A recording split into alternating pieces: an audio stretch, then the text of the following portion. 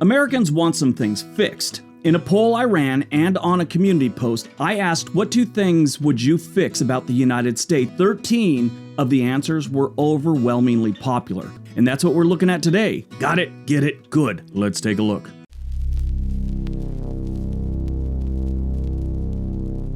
Number 13, racism. Yes, racism is still a problem here in the United States in case you were under some illusion that it's gone away. I know there's new talking points that come out every single week that equate to, I'm not the racist, you're the racist. These are just talking points, but racism's been around since forever. Sadly, it always will be around, but a lot of people feel if they had a magic wand, they would get rid of it and it would solve a lot of our problems. I think it would. The real argument these days is racism worse now than it was, let's say, 50 years ago, 60 years ago, 70 years ago. How do you judge it? Anyone that says it's worse or better, they're just stating their opinion. You could try and look at, let's say, the amount of hate crimes going on. Well, that really doesn't equate to, let's say, 50 years ago, because in a lot of cases, they didn't even report them or they weren't considered a hate crime. There was almost 11,000 votes in total, and 221 of them said racism.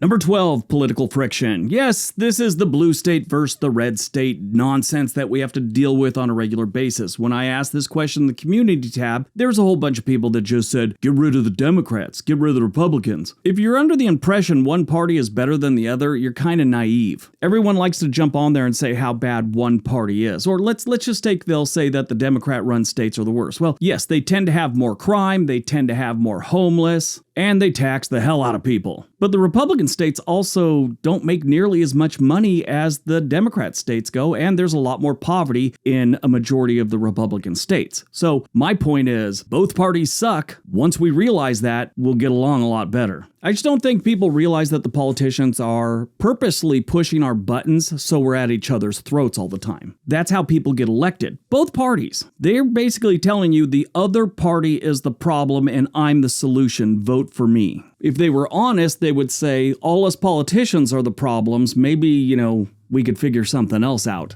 If you haven't noticed the political friction in this country, congratulations, you're living a better life than most of us. Just look at the comments section of any video on my channel and just read. I guarantee you can't go more than 10 comments without running into something that's political. I could make a video about the best place to get donuts in any city, and I promise you, someone would blame it on the Democrats or the Republicans. That they don't have enough donut shops or something weird like that. 244 people out of almost 11,000 picked political friction.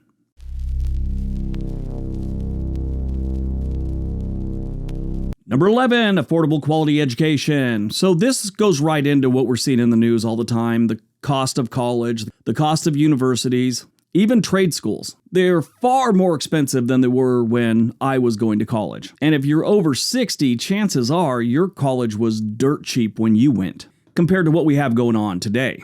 We have some great universities in this country that are dealing out life-changing diplomas. The downside is it's terribly expensive, and most of the students are going there for 4 years of partying and coming out with a bill that will take them 10 to 20 years to pay off. Now we have all the student loan forgiveness, garbage going on in the news. People are at each other's throats for that too. Now, I understand if you're going to a private university, it should be expensive. It's a private school, I'm sure they get some tax dollars, but nothing near what a state school does. State schools are a little more affordable, but they're still too expensive. 253 people picked affordable education.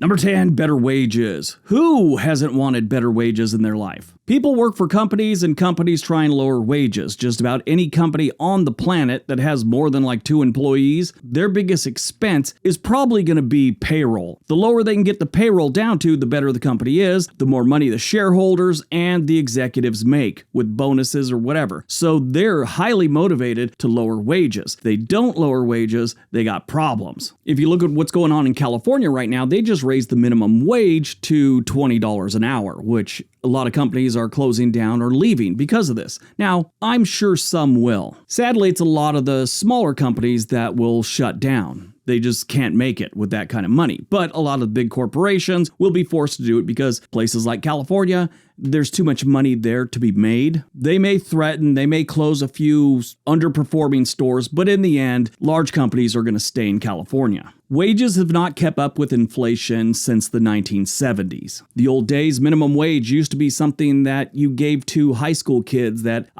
worked at a Dairy Queen 2 nights a week for 3 hours. Somewhere along the line, that became the starting point for kids, adults, and anyone else that had to flip a burger or sit at the rental desk at a video store back in the day. I don't have all the answers to this one. I'm sure everyone's got their opinion and their theory on how that should work out. But number 10 on this list was people want better wages. Matter of fact, 347 people voted for that one.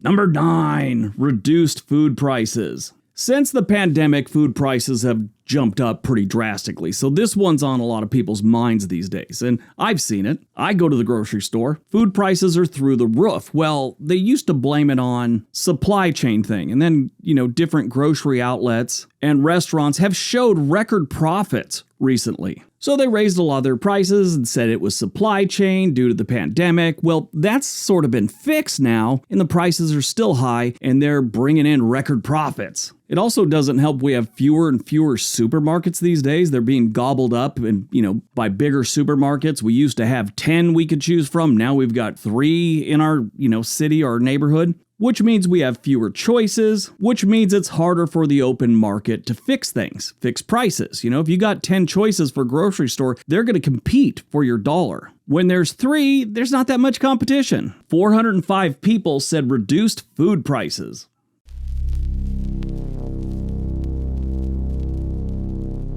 Number 8, firearm laws. Now this one, there's quite a jump in the number of people that voted for this. Obviously, it's a hot button topic. There's new laws being passed, and the Supreme Court has a couple laws, and it looks like things are going to change when it comes to concealed carry or open carry firearm laws here in the United States. We're actually going to get more into this on the next one on this list. But as far as Americans go, half want more restrictive gun laws, while the other half wants to bring a machine gun to happy hour at the local bar. But the gun laws, it's a tough one. I mean, it's in the Constitution that we have the right to bear arms, and there's an argument for, well, it says bear arms, not machine guns, not assault weapons. There's all these different arguments going back and forth. And everyone has their point of view how it should work out. What's the proper answer? Who knows? Something's got to change. 721 people voted to fix the firearm laws.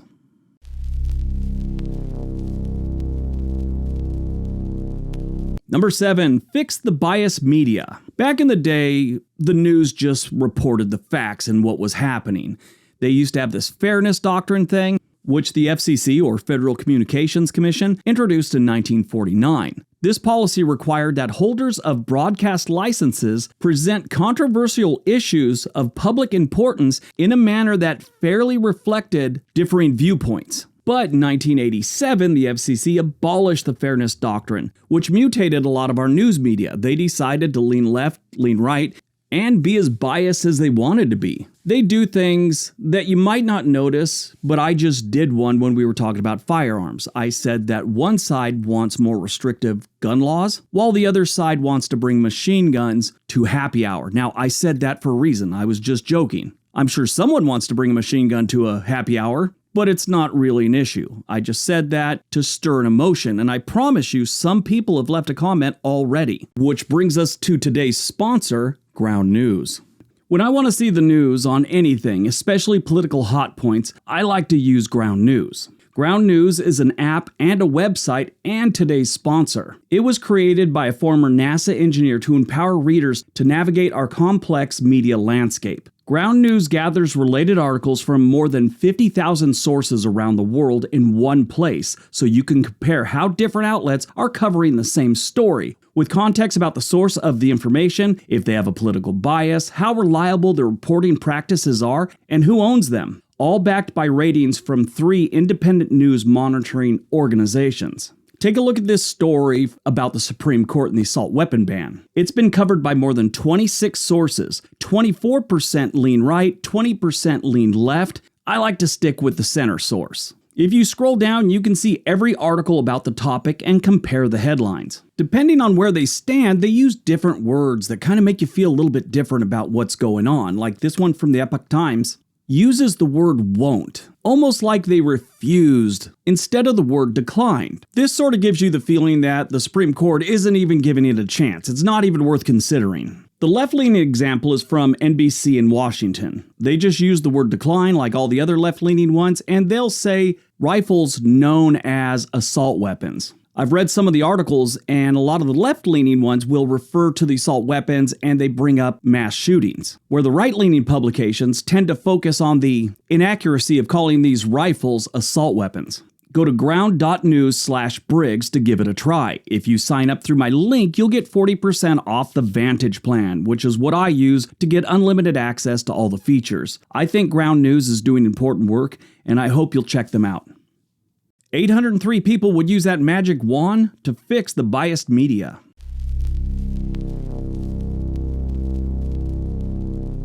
Number 6, no more drugs. Yes, a lot of people would just use that magic wand to eliminate all drugs that I imagine are recreational. I should have been more specific, but I doubt many people want to use a magic wand to get rid of, let's say, penicillin or chemotherapy type drugs. They're talking about the illegal drugs, fentanyl, opioids, whatever. Drugs have been a problem in this country since, I would say, the 1940s. Prior to that, it was a real problem with alcohol. But the late 1940s, as people were coming back from war, and then into the 1960s is when it really blew up. We've always had a drug problem in the United States. And one of our biggest problems with that is there's plenty of people in other countries willing to supply us with them. There's no supply chain problem there. Fentanyl is the drug that's on the news all the time now. It's killing a lot of people, and I can't wait till they finally fix that problem. 812 people voted to fix the drug problems in America.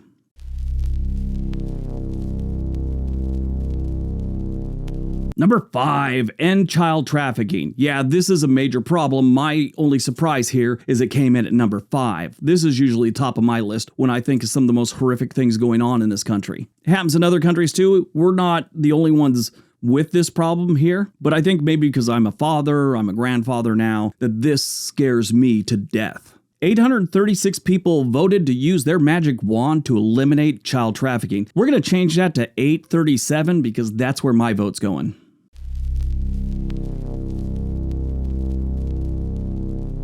Number 4, no more homeless and no more poverty. Yep, totally makes sense. This would fix a lot of the problems in this country. Let's say the cities are like an ecosystem, like the Amazon rainforest. If you eliminate something from the Amazon rainforest, it's going to affect other things. It's like this circle that goes around and around and around. Insects eat plants, lizards and snakes eat insects, birds eat lizards and snakes. Mammals eat the birds, and if you take one out of there, there's a problem. Well, it works in a positive way too. If you were to eliminate homeless and poverty in a city, that would increase the economic growth of a city. The city would have safer streets, more businesses would move to the city, more jobs would be created in the city, which would eliminate even more poverty, or at least lower incomes. As everyone starts working, things get better. But we can't seem to fix it. Now, there's one side of the coin that says, yeah, we have too many billionaires and they're not sharing the money. There's not enough money to go around. That's actually a very interesting theory. The guy that they based the movie Wall Street on, Asher Edelman,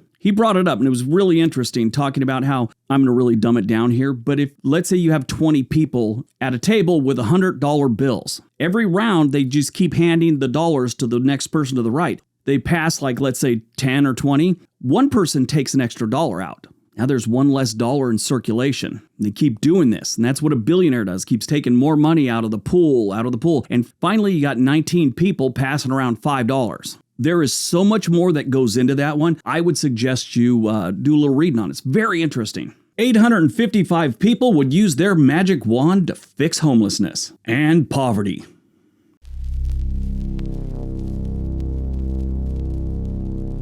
Number 3, lower taxes and lower government spending. Yeah, this is a big one. We've been complaining about this since forever. Quit spending our money and quit asking us for more. Now, one side of the argument says we need to put more into taxes so we can make our society better, while the other side says you've taken too much money already, so start spending our money a little bit smarter. One of the biggest problems is waste. Just the other day, I saw a congressman talking to some defense contractor. I don't know who it was, Northrop, Boeing, whatever. He held up a bag of washers, I think it was, and he explained what goes into making these washers. There was nothing special about the metal. There was nothing special about how they were made. He said anyone could run the machine to make these washers. And he said they can make this entire bag, and he held up the bag because they can make this entire bag in under 20 minutes. I forget the number he gave, but he said, I can get all these washers for under $10. And then he dropped the bomb on them. Why is whatever company it was charging us $90,000 for this bag? The executive was like, a whole lot of that. He had no answer. I forget, back in the 80s, they had spent all kinds of money on a pen, like an ink pen, that they could use in space on the space shuttle or the International Space Station or something like that. They're spending all this money because I guess if there's no gravity, the ink doesn't flow right. And so they're putting all this effort into it, and they're spending millions of dollars. And at the time, we were sharing the international space thing with the Russians, and the Russians were like, why don't you just use pencils like we do? Side note, I just looked it up. If you type in $90,000 for washers or bushings, you'll see it. It says U.S. Air Force pays $90,000 for bag of bushings. It's from a month ago. I will tell you right now, if you watch it and you're an American taxpayer, you're going to be angry. 969 people voted to fix our tax problems and our spending.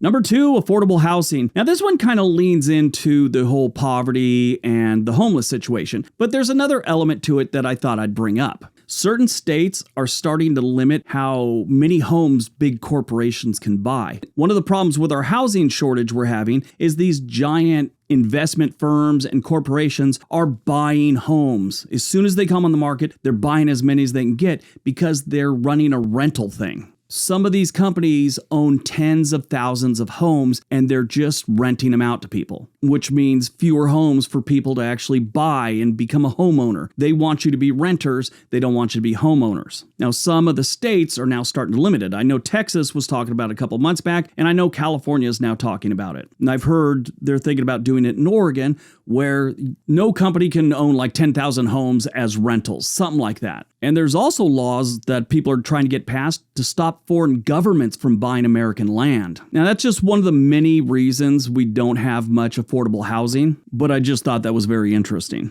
1,004 people voted to fix affordable housing problems here in the United States. All right, before we get to number 1, if you don't know, we have another channel called The Sweet Life for Briggs. We'd love it if you went over there and subscribed. There's a link for that down below. All right, on to number 1.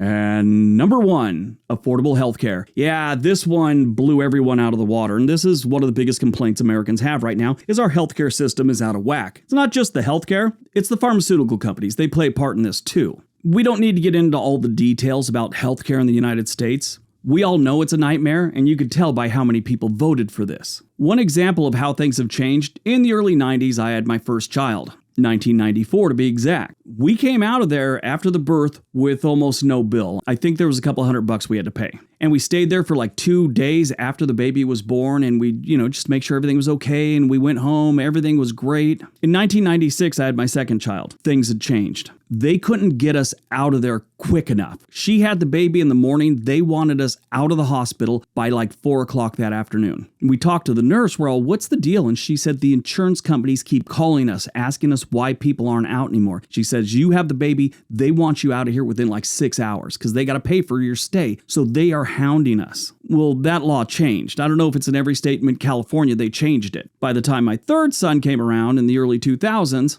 we stayed a little bit longer, but he had a medical problem. So when he was 5 weeks old, we were back in the hospital, and he stayed there for 2 weeks. He was allergic to all kinds of food. He grew out of it, so he's good now. He's 22 and healthy. We're there about a week into it, so you know our bill was in the $300,000 by then. But the hospital came to us and said, your insurance company is denying this claim. They're not going to pay it. So we called the insurance company and they said that the problem was he was 5 weeks old. We had to put him on the insurance within 4 weeks. Sorry, 5 weeks, he's not on the insurance. We're not covering it. And that was their attitude. So she called her company. I won't get into it, but it's a big company. The HR lady freaked out on the insurance company because that was the company's policy, 8 weeks. Apparently, they ripped the insurance company a pretty good one because we got an apology with flowers from the insurance company.